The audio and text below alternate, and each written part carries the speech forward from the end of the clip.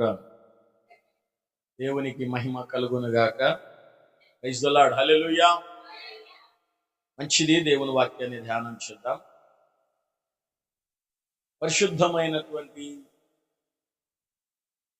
Bible గ్రంథంలో నుండి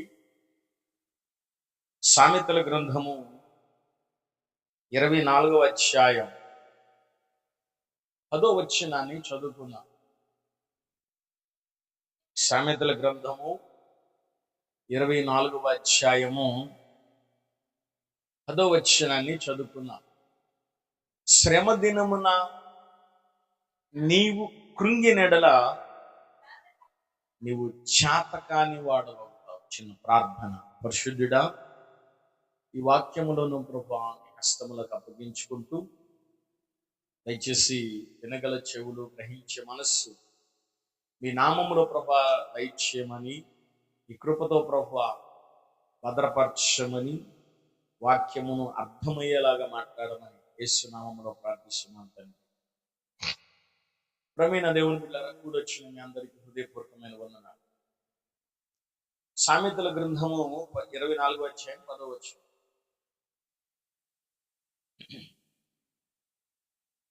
ఈ యొక్క అధ్యాయంలో సొలొమోను మహారాజు ఒక చక్కటి మాట రాస్తున్నాడు. జ్ఞానైనటువంటి సొలొమోను, దావీదు కుమారుడైనటువంటి సొలొమోను, ఈయన చిన్న వయసులోనే రాజ్య పరిపాలన చేయడం ప్రారంభించాడు. ఈ పరిపాలనలో చాలా చక్కగా దేవునికి అనుకూలమైనటువంటి, దేవునికి ఆశీర్వాదకరమైనటువంటి పరిపాలన చేశారు. ఈ పరిపాలనలో ఎక్కువగా చాలా మంది రాజులు ఏం చేస్తుంటారంటే రాజ్యమును విస్తరింపజేసుకోవటం, రాజ్యాలను కలుపుకోవటం, యుద్ధాలకు వెళ్ళటము,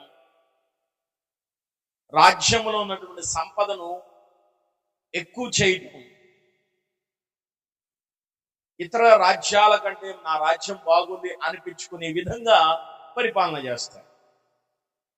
కానీ ఈ సొలొమోను ఏం చేస్తున్నాడంటే ఇటు రాజ్యాన్ని కాపాడుకుంటూ, రాజ్యమును విస్తరింపచేస్తూ దేవుని యొక్క జ్ఞానాన్ని ప్రజలకు నేర్పిస్తున్నాడు.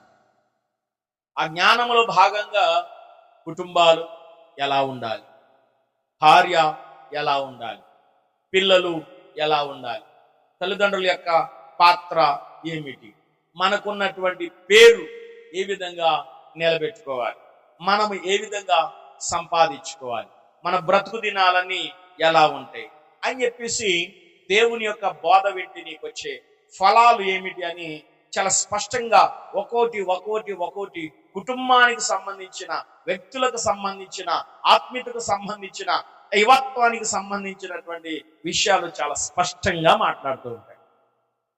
సో అలాంటి జ్ఞాని అయినటువంటి ఆ మహారాజు సొలొమోను రాస్తున్నటువంటి ఆ యొక్క సామెతల గ్రంథంలో ఏమని ఉందేంటి? 24వ అధ్యాయము 10వ వచనంలో, శ్రమ దినమున నీవు కృంగిన ఎడల ఏమవుతావంట? చేతకాని వాడవుతావు. దేవునికి స్తోత్రం కలుగునుగాక. ప్రియ దేవుని సంఘమా, దైవ జనాంగమా, గమనించండి. ప్రభువైన యేసుక్రీస్తుని విశ్వసించేటప్పుడు, ప్రభుని నమ్మేటప్పుడు, ప్రభుని నమ్మాలనుకున్నప్పుడు, ప్రార్థనకి రావాలనుకున్నప్పుడు, యేసయ్యలో రక్షించబడాలనుకున్నప్పుడు చర్చికి వచ్చేది ఎందుకు అని మనం గమనిస్తే, ఎక్కువగా మాకు బాధలు ఉండకూడదు, మాకు రోగాలు ఉండకూడదు, మాకు వేదన ఉండకూడదు, మాకు కష్టం రాకూడదు, మాకు శ్రమలు ఉండకూడదు, మాకు అప్పులు అవ్వకూడదు, ఒకవేళ అయినా అప్పులు తీరిపోవాలి, రోగాలు వస్తే తగ్గిపోతుండాలి. మీరు ఎప్పుడు కూడా నిరంతరం 24 గంటలు బై 7 24 గంటలు బై 7 అంటే ఏంటి? 7 రోజులు 24 గంటలు ఎప్పుడు మేము సంతోషంగానే ఉండాలి, సౌఖ్యంగానే ఉండాలి, సమాధానంగానే ఉండాలి, ఆరోగ్యంగానే ఉండాలి అనే భ్రమలో బ్రతికేస్తూ బాధలు ఎక్కువ అవుతాయి. భ్రమలో బ్రతికేస్తూ బాధలు ఎక్కువ అవుతా ఉంటాయి. కాబట్టి ఇప్పుడు దేవుని బిడ్డలారా, ప్రభువైన యేసుక్రీస్తు నమ్మిన వారికి ఇచ్చేటువంటి భరోసా, ఒక రకమైనటువంటి బాధ్యత తీసుకొని సొలొమోను ఈ విషయం చెప్తున్నాడు. శ్రమ దినమున నీవు కృంగినెడల చేతకాని వాడు అవుతావు. దేవునికి మహిమ కలుగునుగాక. ఏంటండి? శ్రమ దినమున కృంగిపోతే నువ్వేమైపోతావు? ఇంకో విషయం మీకు చెప్పాలంటే, ఇంకా స్పష్టంగా చెప్పాలంటే, యేసు ప్రభువుని నమ్మిన వాళ్ళకి శ్రమలు ఎక్కువ, యేసు ప్రభువుని నమ్మిన వాళ్ళకి కష్టాలు ఎక్కువ, యేసు ప్రభువుని నమ్మిన వాళ్ళకి శోధనలు ఎక్కువ, యేసు ప్రభువుని నమ్మిన వాళ్ళకి రక్షణ తీసుకునే వాళ్ళకి నానా రకాల నిందలు, అవమానాలు, కష్టాలు, వేదనలు ఎక్కువ ఎక్కువ ఎక్కువ ఎక్కువ. కానీ మరణము వరకు నమ్మకంగా గనక మనం ఉంటే మరణ పంచుల్లోంచి కూడా దేవుడు గొప్ప కార్యం చేసేవాడు అయ్యా. దేవునికి స్తోత్రం కలుగును గాక. హల్లెలూయా. ఈ యేసు ప్రభు నమ్మిన వాడికి బయట వాడికి అదే తేడా. అందరికీ బలహీనతలు వస్తాయి, అన్ని సమస్యలు వస్తాయి, అన్ని కష్టాలు వస్తాయి. కానీ ప్రభు నమ్మిన అనుకున్నటువంటి గొప్ప విషయం ఏంటంటే, దేవుడు మనము మరణ పంచుల్లోంచి బయటికి తీసుకొచ్చేవాడు. సో అందుకని నీవు శ్రమ దినమున కృంగినడలు ఏమవుతుందంట, చేతకాని వాడు. మనము కృంగిపోకూడదు, ధైర్యంగా ఉండాలి. దేవుడు అంటున్నాడు, ప్రభు అయిన వాక్యం చెప్తుంది కదా, ఆ దేవుడు మనకి ఇంద్రియ నిగ్రహం కలిగిన ఆత్మని ఇచ్చాడు, పిరికి ఆత్మని ఇవ్వలే, ఇంద్రియ నిగ్రహం కలిగిన ఆత్మని ఇచ్చాడు. అందుకే చాలా పర్యాయాలు నేను చెప్పినటువంటి విషయం ఏంటంటే, గుండెకాయ కాదురా బాబు ముఖ్యము, గుండీలు ముఖ్యం. సారీ గుండీలు ముఖ్యం కాదు, గుండెకాయ ముఖ్యం. గుండె ఎంత బలంగా ఉంటే విశ్వాసం అంత బలంగా ఉంటది. ఇది విశ్వాసం లేకపోతే మన గుండె సరిగ్గా ఉండదు. కాబట్టి ధైర్యంగా ఉండాలి. ప్రియ దేవుని బిడ్డలారా, బైబిల్ గ్రంథంలో గమనించినట్లయితే షడ్రక్, మెషక్, అబేద్నెగో అనే ముగ్గురు భక్తులు ఉన్నారు. వాళ్ళతో పాటు దానియేలు కూడా ఉన్నారు. దానియేలు, ఈ షడ్రక్, మెషక్, అబేద్నెగోలు ముగ్గురు విడిపోయారు. ఈ ముగ్గురు కూడా, షడ్రక్, మెషక్, అబేద్నెగోలు ముగ్గురు కూడా ఆ దేశంలో నిలబెట్టినటువంటి ప్రతిమకు నమస్కారము అంటే ఒక బొమ్మకు నమస్కారం చేయలేదు. చేయకపోతే ఆ రాజుగారి దగ్గరికి వీళ్ళు ముగ్గురిని తీసుకుని వెళ్ళారు. వాళ్ళ ముగ్గురు కూడా రాజుగారు ప్రశ్నిస్తున్నారు ముగ్గురిని. ఏమనంటే, ఏమరా బాబు, ఊళ్ళో వాళ్ళందరూ కూడా వచ్చి నమస్కారం చేస్తున్నారు కదా, మీరెందుకు బొమ్మకు నమస్కారం చేయట్లేదు అన్నాడు. అయ్యా, దీని గురించి, ఈ సందర్భం, ఈ విషయం గురించి సమాధానం నీకు చెప్పాల్సిన అంత ఆవశ్యకత లేదు అన్నాడు. ఎంత గుండు ఉంది వీళ్ళకి, రాజుగారికి ఎదురు చెప్పారు, కనీసం మర్యాద, గౌరవం కూడా లేదు. అసలు ఈ విషయం గురించి నీకు చెప్పాల్సిన అవసరం కూడా మాకు. ఆఫ్టర్ ఆల్ ఎవరు వీళ్ళు? ఏమన్నా షావుకారులా, జమీందారులా, డబ్బున్న వాళ్ళ, పరిపాలకులా అంటే ఆఫ్టర్ ఆల్ ఒక సైనికులు మాత్రమే. అలాంటి సైనికులు, వాస్తవానికి సైనికులు రాజుగారికి ఎదురు చెప్పకూడదు, ఎందుకంటే గవర్నమెంట్ పోస్ట్ లో ఉన్నారు కాబట్టి వాళ్ళు గవర్నమెంట్ కి కట్టుబడి ఉండాలి. కానీ వాళ్ళు అన్నారు, ఈ విషయంలో మాత్రం, ఏ విషయమో, ఈ ఇందును గురించి, ఏ యొక్క కండిషన్ అయితే మీరు పెట్టారో, ఏ తాకీదులైతే దేశంలో పంపించారో, ఏ విగ్రహం గురించి అయితే మీరు మాట్లాడుతున్నారో, ఆ విషయంలో మాత్రమే, మిగతా విషయాలు కూడా కాదు సుమి, ఆ విషయంలో మాత్రమే నీకు సమాధానం చెప్పాల్సిన అవసరం మాకు లేదు. నిజంగా ఎంత భక్తిని ప్రదర్శిస్తున్నారు, వారి విశ్వాసాన్ని ప్రదర్శిస్తున్నారు, వారి ఆత్మీయ ఆ యొక్క స్థితిగతులను ప్రదర్శిస్తున్నారు. వారు దేవుని సన్నిధానంలో ఎలాంటి ధైర్యము కలిగి ఉన్నారో కనబడుతుంది. ధైర్యాన్ని కలిగి ఉన్నట్టుగా కనబడుతుంది. అయితే మనలో ఎంతమంది ప్రభుకి లోబడి ధైర్యంగా నిలబడుతున్నాం, సమాజానికి ఎదురిస్తున్నాం? మన చూస్తే ఒక ఇద్దరు సిస్టర్స్ని, ఆర్సిఎం సిస్టర్స్ని తీసుకెళ్లి అమాంతంగా చెరసాల్లో పెట్టి కొట్టారనే వార్తలు వింటున్నాం. ఎంత దారుణమైన విషయం!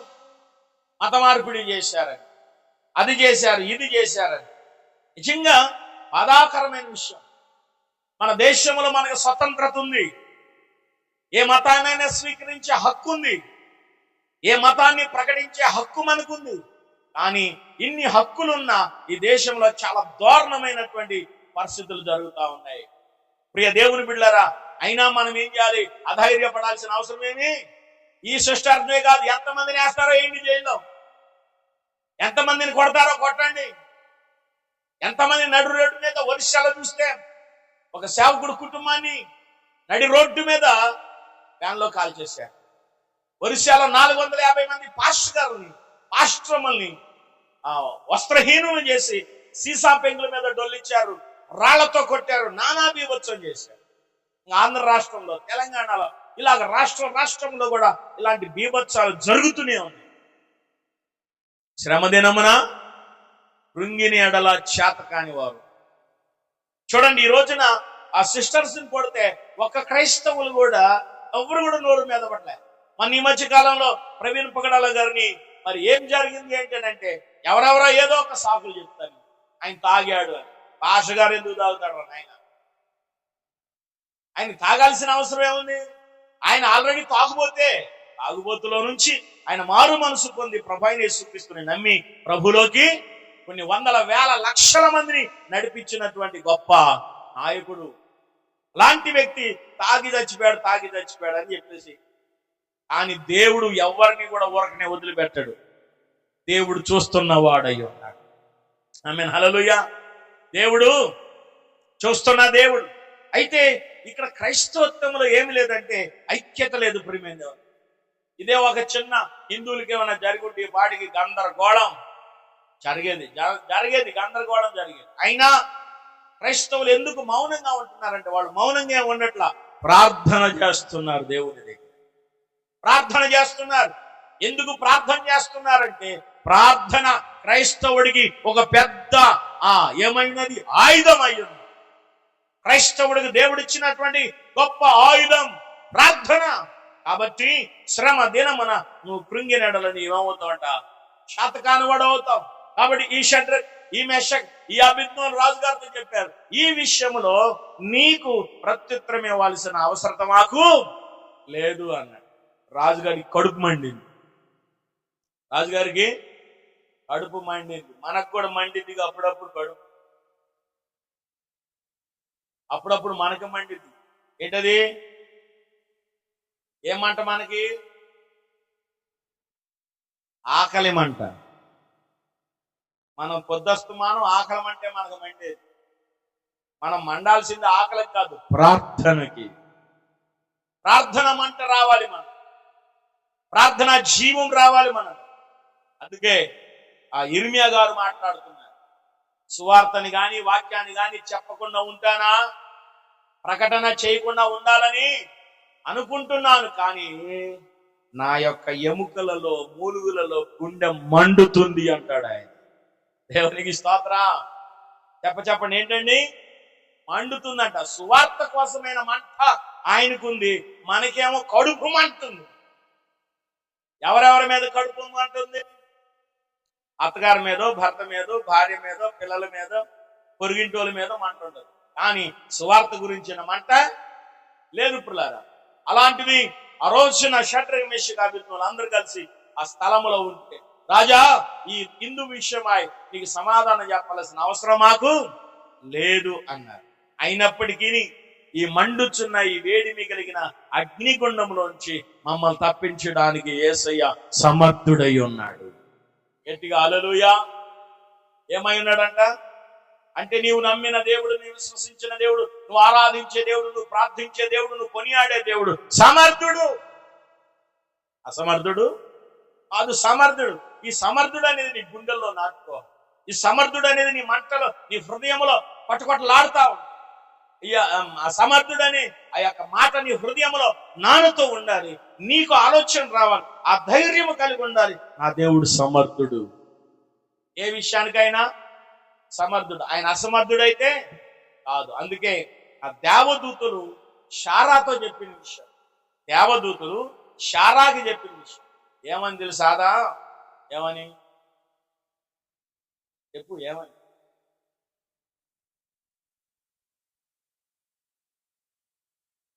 ఏమని చెప్పారు తెలుసా? దేవునికి అసాధ్యమైనది ఏదన్నా ఉన్నదా? దేవునికి స్తోత్ర. ఏమన్నారు? దేవునికి అసాధ్యమైనది ఏదైనా ఉన్నదని స్వహాగా ఎవరు చెప్పారు? దేవదూతలు శారాతో మాట్లాడారు. కాబట్టి ఈ రాత్రికాల సమయంలో మనము కూడా నమ్మాల్సిన విషయం ఏంటంటే, దేవునికి అసాధ్యమైనది ఏదైనా ఉన్నదా అంటే, రాజుగారికి ఇంకా కొంచెం అంటే పెట్రోల్ పోసినట్టుంది ఆయన కడుపులో. అగ్నిగుండాన్ని 7 అంతలు చేసి చేసి వీళ్ళని ముగ్గురిని కూడా అగ్నిగుండంలో పడేశాడు. పడవేస్తే ప్రియ దేవుని బిళ్ళరా, వాళ్ళు పడవేస్తున్నందుకు బాధపడలేదు. రాజా మమ్మల్ని క్షమించు, మేము ఎప్పుడు ఇలాంటి తప్పు చేయం, మా తప్పు అయిపోయింది, మమ్మల్ని క్షమించు, మమ్మల్ని బ్రతికించు, మాకు మమ్మల్ని విడుదల దయచే, నువ్వు ఏం చెప్తే చేస్తావని కాళ్ళు ఏళ్ళు పట్టుకున్నారా? మనమైతే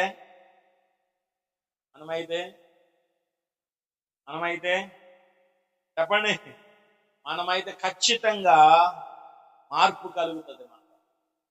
అసలు అంతేందుకు, ఎక్కడికి రాత్రిపూట ప్రార్థన కూర్చో అంటే కూర్చుంటున్నాం. మనం రోజు ప్రార్థన నోరు మూసుకుని కూర్చో అంటే కూర్చుంటున్నాం. ఇది మనం సంపాదించి మనం ముద్ద పెడుతున్నా పిల్లలకు భయపడుతున్నారు. జనం పిల్లలకి భయపడుతున్నారు. ఎవరికి భయపడాలో వాళ్ళకి భయపడాలి. తప్పు పని చేస్తే భయపడాలి, పాపపు క్రియల జోలికి వెళ్తే భయపడాలి, అన్యాయకృతమైన పనులు చేస్తే భయపడాలి. అని దేవుని సన్నిధానంకి వెళ్ళేటప్పుడు భయపడాల్సిన అవసరము లేదు. గనక షడ్రక మేషక అబేద్నెగోలు అగ్నిగుండములో వెళ్ళడానికి ఏమాత్రం కూడా సందేహించలేదు. అలాగని బ్రతికించమని రాజుగారు కాళ్ళు పట్టుకోలా. మా దేవుడు సమర్థుడు. ఇంకో మాట ఏమన్నారు? ఒకవేళ రక్షించకపోయినను ఆ ప్రతిమకు మేము నమస్కారము చెయ్యము అన్న. కాబట్టి అది అర్థం చేసుకోవాల్సినటువంటి విషయం అన్నమాట.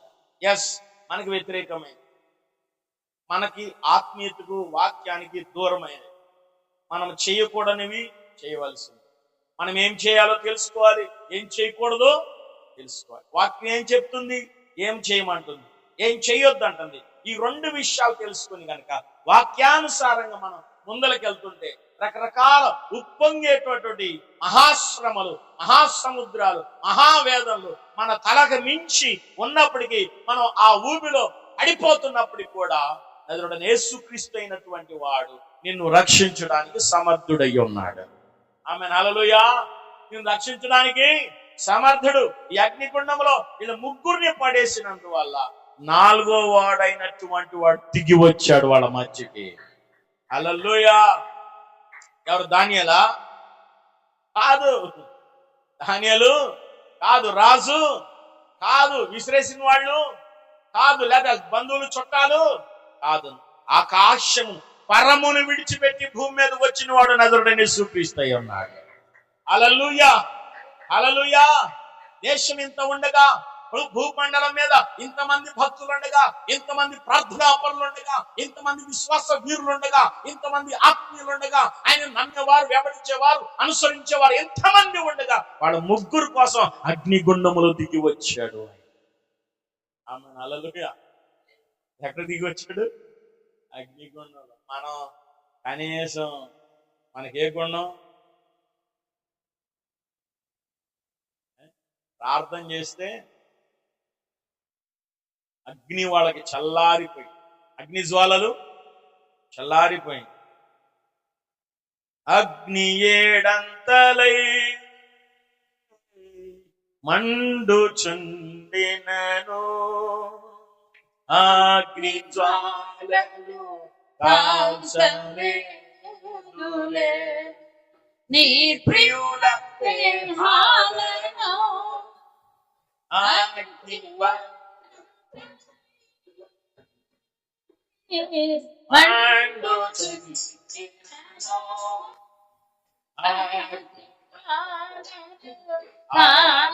కాల్చలేదులే నీ ప్రియుల ప్రేమాలను అగ్ని జ్ఞానము చల్లారెను, శత్రు సమూహము అల్లాడినే.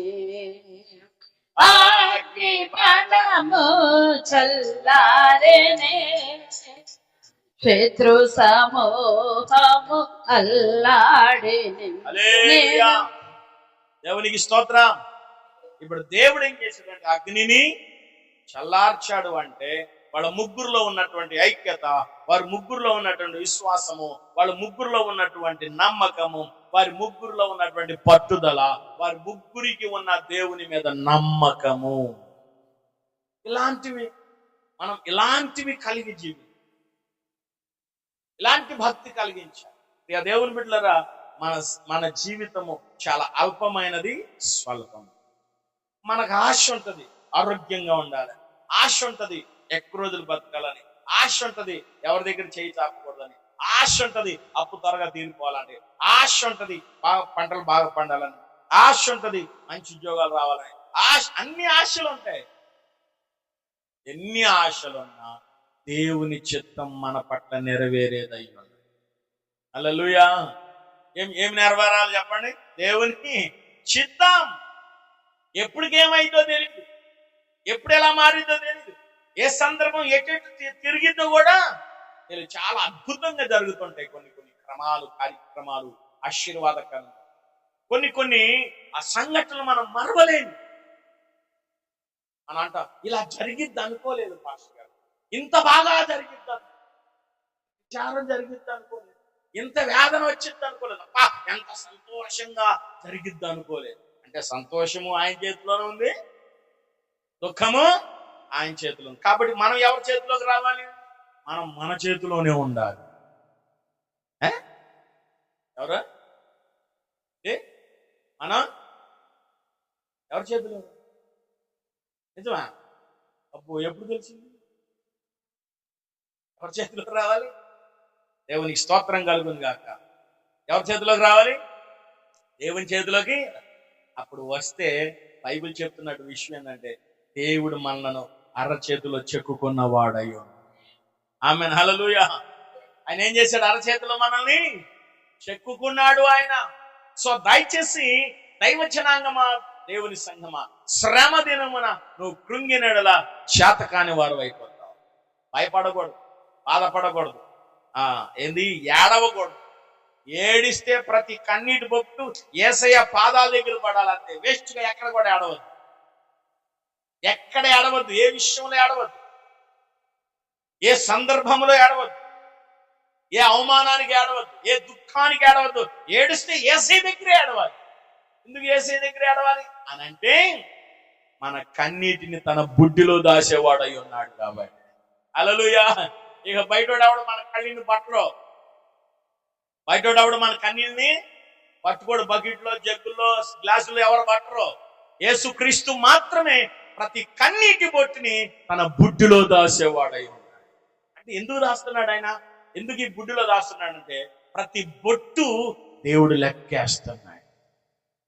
ప్రతి బొట్టు ఆయన లెక్కేస్తున్నాడు. కాబట్టి మన బైబిల్ గ్రంథం అందుకే చెప్తుంది, హృదయాన్ని కుమ్మరించాలంట. కొండను పగలగొట్టి దేవుని సన్నిధానంలో మొర్ర పెట్టాలి. పిల్లలు, మీరు కృంగిపోకూడదు, మీరు చెదరిపోకూడదు, మీరు బలహీనపడకూడదు, మీరు అధైర్యపడకూడదు. యేసులో బలవంతులుగా ఉండండి, శక్తివంతులుగా ఉండండి. ఏం జరిగితే జరిగింది కానివా. Praise the lord. ఏమనాలి? ఈరోజు రాత్రి చచ్చిపోతే రేపు 2 అయిపోయా, చిన్న దినం రేపు సాయంత్రానికి పోయా, 15 రోజులు పెద్దది అయిపోయా, బాక్సులు ఇచ్చేసి అయిపోయింది. దేవునికి స్తోత్రం. ఇంక మర్చిపోయారు, అయిపోయింది. ఇక నువ్వెవడవో? కొత్త పద్ధతి, మళ్ళీ కొత్త రూల్స్, ఇంట్లో కొత్త కార్యక్రమాలు, కొత్త జీవితం. మనం లేనిది కొద్ది రోజులే ఉంటది ఆ సిస్టమ్ ఇంట్లో. అర్రే వాళ్ళు ఉంటే బాగుండే, అర్రే అమ్ముంటే బాగున్నాయి, అర్రే మా నాన్న ఉంటే బాగున్నాయి ఈ టైంలో అని అనుకుంటాం అంతే. ఆ 6 నెలలు 3 నెలల తర్వాత అసలు మా నాన్న లేకపోయినా పర్లేదు దేవుని స్తోత్రం, మా అమ్మ లేకపోయినా పర్లేదు స్తోత్రం, మా నాన్న లేకపోయినా స్తోత్రం, మా చెల్లి లేకపోయినా స్తోత్రం. అలవాటు అయిపోయింది జీవితం. ఎంతో మంది మనకంటే గొప్పవారు, మహానుభావులు, జ్ఞానులు, యుద్ధ వీరులు, శూరులు, అలాగే ఆత్మీయులు, ప్రార్థనాపరులు, మంచి యోధులు, ప్రసంగికులు ఉన్నారపోయారా? అందరూ పోయారు. మనం కూడా ఆ దారిలోనే పోతాం. దేవునికి స్తోత్రం కలుగును గాక. కానీ ఉన్నంత వరకు మాత్రం దేవుని దగ్గర బలంగా నిలబడాలి. ఏమైంది? ఏం జరిగింది? ఏమీ జరగదు. దేవుడి చిత్తం లేకుండా మన జీవితంలో గాని, మన కుటుంబంలో గాని, మన మీద గాని ఏగవాలదు ప్రియమైన దేవుడు. హల్లెలూయా. ఆయన ఉన్నాడు కదా మనకి. ఆయన ఉన్నాడు కదా, అగ్నిగుండంలోకి ఆయన దిగి రాలేదా? వచ్చాడు ఆయన. వస్తే ఆ రాజుగారు ఆశ్చర్యపోయాడు, కళ్ళు బైర్లు కమ్మి, ఒరే మనం ఎంతమందిని రా లోపల విసిరేసింది అని అడిగాడు. సార్ గారు మనం విసిరేసింది నలుగురిని సార్ గారు అన్నారు. సారీ ముగ్గురిని సార్ గారు అన్నాడు. నా కళ్ళకేందిరా నలుగురిగా కనబడుతున్నా శుక్లాలు వచ్చినాయి, అందించుకోవాలి మరి అయిపోయాడు. కాదు శుక్లాలు రాలా, నిజంగానే నలుగురున్నారు. దేవునికి స్తోత్రం. బబులోను దేశమందున ఆ భక్తులు ముగ్గురు బొమ్మకు మక్కనందున బబులోను దేశమందున ఆ భక్తులు ముగ్గురు బొమ్మకు మక్కనందున బంధించే రాదు అగ్ని పడవేసి పట్టి బంధించి రాదు పడవేసి నల్గోవాడు తిరుగాలేదా? ఓ భక్తుడా రాజు రమ్మని పిలువలేదా? నల్గోవాడు తిరుగాలేదా?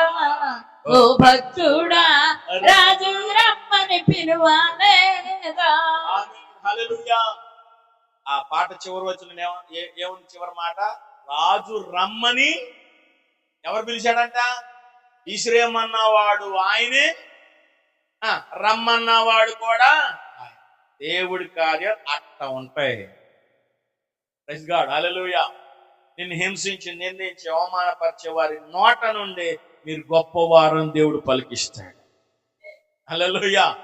నాలుగో వాడు వచ్చినాక రాజుగారు అంటారు, షడ్రక్ మేషక్ అబేద్నెగోల దేవుడు ఆరాధనకు యోగ్యుడు, పూజకు అర్హుడు, వీరి దేవుడు గాక మరొక దేవుడు లేడు అని సకల భాషలలో సకల ప్రజలకి తాకీదులు రాసి సకల ప్రాంతాలకు పంపించాడు రాజు. ప్రియమైన దేవుడు బిడ్డలారా, ఆ ముగ్గురైతే ఏమైందంటే రాజ్యం మార్చేశారు.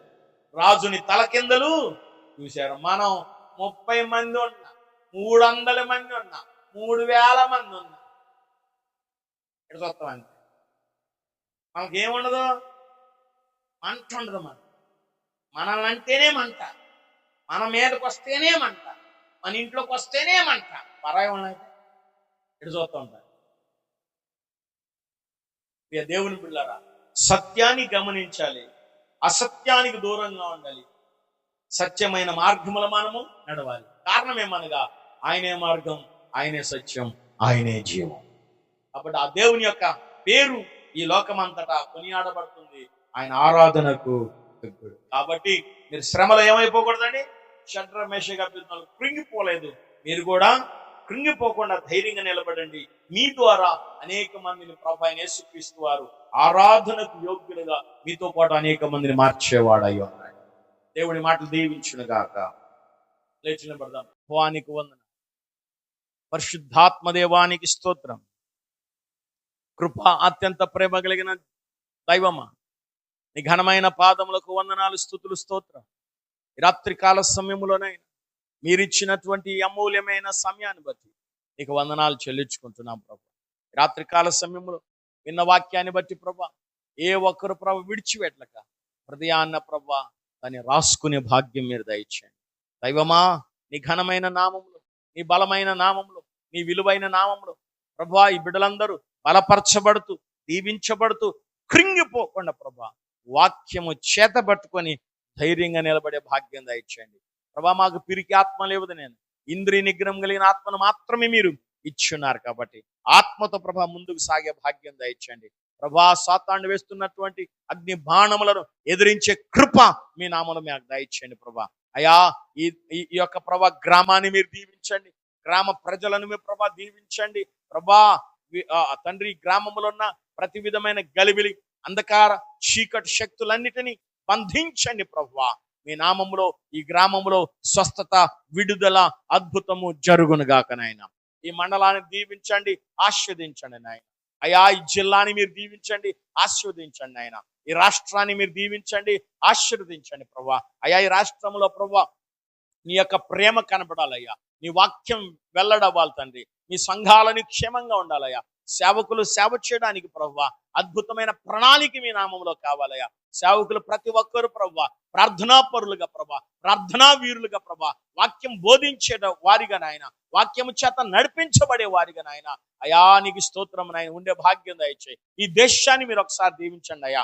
ఎన్నో ఘోరాలు జరుగుతున్నాయి ప్రభా, అయా క్రైస్తవుల మీద ఎన్నో దాడులు జరుగుతున్నాయి ప్రభా, అయా నీ బిడ్డల మీద ఎంతో మంది ప్రభా విరుచుకు పడుతున్నారు ప్రభా, నీకు స్తోత్రం అయ్యా.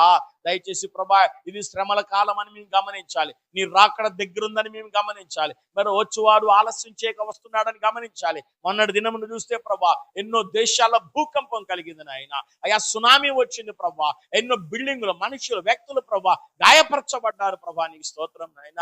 అయా అయినప్పటికీ మేము ఈ రోజు ఇక్కడ క్షేమంగా ఉన్నామంటే అది నీ కృప మాత్రమే నాయన, కృప మాత్రమే నాయన. ఎంతో మంది నిరాశులయ్యారయ్యా, ఇల్లు లేని వారయ్యారు ప్రభా, అనాథులయ్యారు ప్రభా, వాహనాలు కూలిపోయినాయి, వస్తువులన్నీ పాడైపోయినాయి ప్రభా, కానీ మమ్మలను ప్రభా ఇంకా క్షేమంగా ఉంచామంటే అది నీ కృప మాత్రమే. మాలో ఏమీ లేదు నాయన, మేమందరం అల్పులం ప్రభా, అయోగ్యులం ప్రభా, కానీ ఘనమైన వారుగా నిలబెట్టినందుకు, సాక్షులుగా నిలబెట్టినందుకు నీకే స్తుతులు స్తోత్రాలు చెల్లించుకుంటూ దేశంలో క్షేమాన్ని మీరు దయచండి, దేశంలో సమృద్ధిని మీరు దయచండి, దేశంలో ప్రభా న్యాయాన్ని ప్రభా మీరు జరిగించండి ప్రభా. అయా సేవకుల పట్ల ప్రభా సంఘాల పట్ల, క్రైస్తవ బిడ్డల పట్ల జరుగుతున్న దాడులను ప్రభా అయా మేము ఈ రోజున ప్రభా ప్రార్థన చేస్తున్నాం, నీ చిత్తం ఏమైందో మీరు బయలుపరచమని ప్రార్థన చేస్తున్నాం ప్రభా, నీకు స్తోత్రం. అయా సంఘాలన్నీ ఆయుత్తపడి ప్రభా అయా సిద్ధపాటు కలిగి జీవించబడి భాగ్యం దయచండి. నీ రాకడ ఏ సమయమో తెలియదు కనుక నాయన మమ్మల్ని మేము పరిశుద్ధపరచుకొని, మమ్మల్ని మేము ఆయుత్తపరచుకొని ప్రభా సిద్ధపడే భాగ్యం మీరు మాకు దయచండి అయ్యా. ఎవ్వరు ప్రభా నిన్ను కోల్పోకుండా, నీ రాజ్యాన్ని కోల్పోకుండా ప్రభా మా క్రియలను మేము కాపాడుకునే భాగ్యం మీరు దయచేయండి ప్రభా. వచ్చిన ప్రతి ఒక్కరి మీద నీ శుభాలు విడుదల చేస్తూ ప్రభా రేపు ఉదయం జరిగే ఆరాధన క్రమంలో మీరు తోడుగా ఉండి నాయన, అయా చూస్తున్న వారిని, వింటున్న వారిని ప్రభా, వచ్చిన వారిని మీరు దీవించి నీ మేలుతో నింపమని వాడుకోమని యేసు నామములో ప్రార్థన చేసి అడిగి వేడుకుంటున్నా మా తండ్రి, ఆమేన్. యేసు రక్తమే జయం, శిలువ రక్తమే జయం, ప్రవేశునాకు సంపూర్ణ విజయం, అపవాదికి అనంత నాశనము కలుగునుగాక. ఆమేన్, ఆమేన్, ఆమేన్. మన తండ్రి దేవుని ప్రేమ, ప్రభు అయిన యేసుక్రీస్తు వారి కృప, పరిశుద్ధాత్మ సహవాసం నిరంతరం సదాకాలం, దేవుడు రాక పర్యంతం సకల పరిశుద్ధులకి కూడి ఉన్న వారికి దేవుడు తోడై ఉండునుగాక. ఆమేన్. వందనాలు.